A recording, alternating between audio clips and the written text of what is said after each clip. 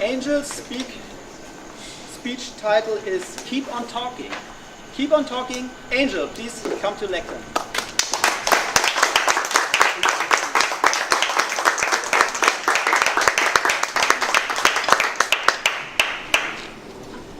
Thank you. Today's speech is crafted as a motivational speech specifically for Toastmasters, people that are on the journey of self-improvement. I've laid out some keys which I feel are necessary in order to be able to reach the goals that we have as far as communication, success, health, wealth, fill in the blank. It's all the same. The keys are not complicated. The first key is to remember humility and to remember where we came from.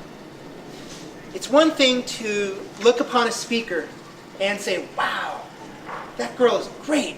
That guy is amazing. This, that, I wish I could have this. I wish I could have that.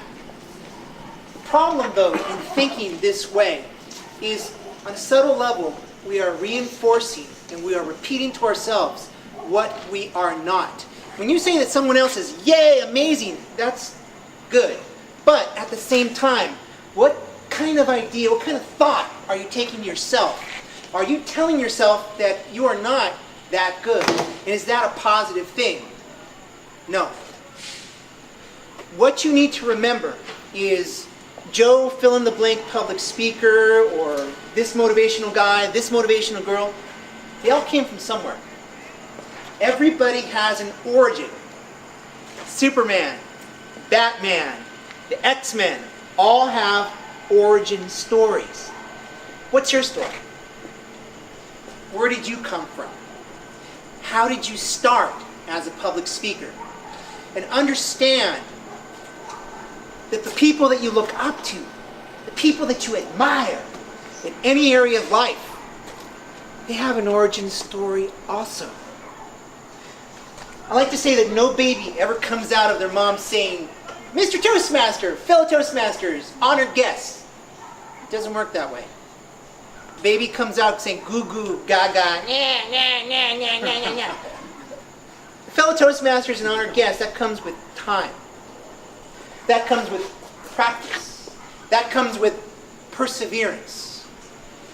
But none of us here naturally became speakers. We all came from somewhere. All of us. And if you believe that everyone came from nothing, you must also believe that all of us have the ability to be someone, to be something, because we are all cut from the same cloth. We're all cut from the same cloth. We all came from zero. Where we go, though, that's our responsibility. We didn't get to choose where we came from.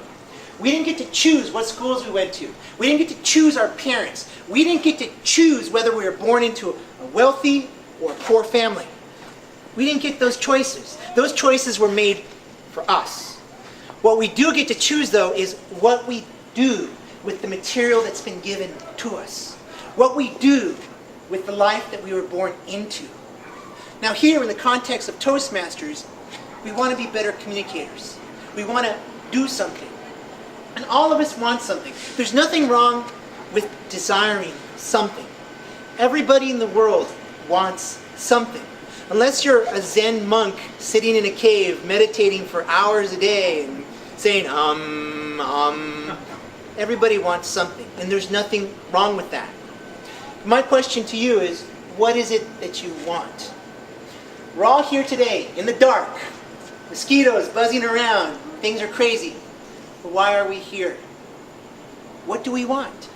What is it that inspires us to keep showing up to meeting after meeting after meeting?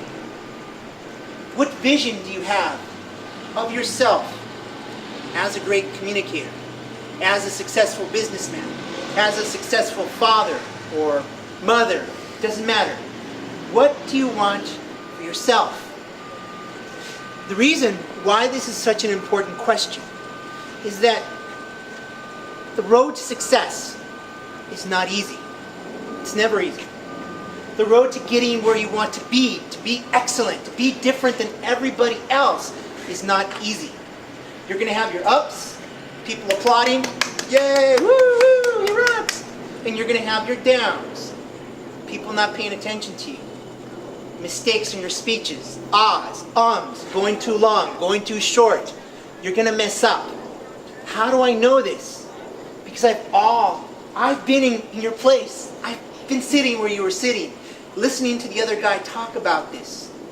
It took me almost 2 years to finish my CC manual, not because it was difficult, but because I kept on messing up my speeches. I had a problem. I went too long. I was never paying attention to the timer.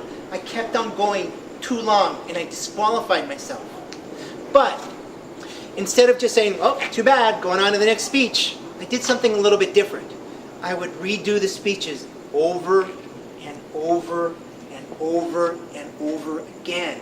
I wasn't satisfied with good enough. Think about this. When you go and wash your car, washing the car, you're done with it, but then you see a spot of dirt. Do you say, good enough, whatever?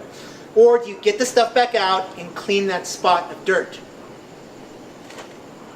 My feeling is that if something has my name on it, if some piece of work or some speech or something that I've done has Angel Salazar on it, I'm going to do everything I can in my power to make it the best speech possible. Good enough isn't good enough. The enemy of the great is the good. You can give a good speech, but if you went over time, if you're disqualified, if you want to be the best speaker that you can possibly be, you redo that speech over again. Even if it takes you 10 times, you do it over and over and over again till you nail that speech. Why? Because you take pride in yourself. You take pride in the work that you do. You take pride in the dreams that you have inside your mind. You want to be something. You want to be something greater. All of us want to be something better than what we are right now. But the only way to get there is to work hard and not to settle for second best. But that road is difficult, isn't it? It takes time. Excellence doesn't happen overnight. And excellence is never given out free like hotcakes on IHOP's birthday. It doesn't happen that way, does it? No. Excellence takes work. Excellence takes knowing the why. That's why I asked you, why are you here? What do you want? What do you want out of all of this? Because when the chips are down, when it's 12 o'clock at night, on the day before you have to give a speech, and you don't feel like practicing, or it's the day of the speech, and you're thinking, should I call in sick or email in sick, let them know I can't make it? When that little devil on your shoulder says, take the easy way out, the why, the other angel on your shoulder is going to keep you in the game. The why is going to keep you motivated to do what you need to do even when you don't feel like doing it. I don't always feel like showing up. I don't always feel like speaking. Don't always feel like it. I'm not always 100% up. No motivated person is always 100% up. You have your up days and your down days, same as everybody else. We're all cut from the same cloth. But I have this idea in my head of what I want to be in the future. And I know that if I don't do the work that I need to do today, that dream that I have, that idea that I have, what I want to do in the future will never happen for me. And the more I don't do what I know I need to do, the further and further and further away that dream becomes from me. I know this. I know this. So, even when you don't feel like showing up, you show up. The more times you show up, the more times you do your work, the closer and closer that dream will become for you. And then the funny thing about goals is that once you achieve that goal, guess what? You're not satisfied anymore. I'll never forget the day I finished my 10th speech. CC manual. Woo! I can rest now. Woo! It's all over. Woo! Is it? No, it's not over. No. Sorry, Angel, that's just the beginning. That's just the beginning. That's the beginning of the journey. Once you've hit your 10th speech, now you understand and you believe that you're qualified to go beyond. You're not going to be satisfied with just 10 speeches. All of us are better than this. All of us are much better than this. We know once we hit that 10th speech, the rules change. The game changes. Now we're playing at a higher level. You're going to want to go for your advanced manual. You're going to want to compete against other speakers. And you're going to find out that you can actually do good speaking against other Toastmasters. The feeling of competition, there's no way to describe the adrenaline, the rush, the excitement of having to go head to head against people that are very good and beating them. Oh my God. Oh my God. When you beat a speaker that you thought you could never beat, the feeling, it's amazing. It's amazing because it's a vindication of all the work that you've done. It's a vindication of all the practice that you put in to the process. And then when people start asking you for advice and you find that you can give mentorship to others, that's something even beyond competition. The next phase of your evolution as speakers and communicators and leaders is going to be the point where you can teach other people your craft. You can teach other people this crazy little hobby that we do. And you can start to bring people up.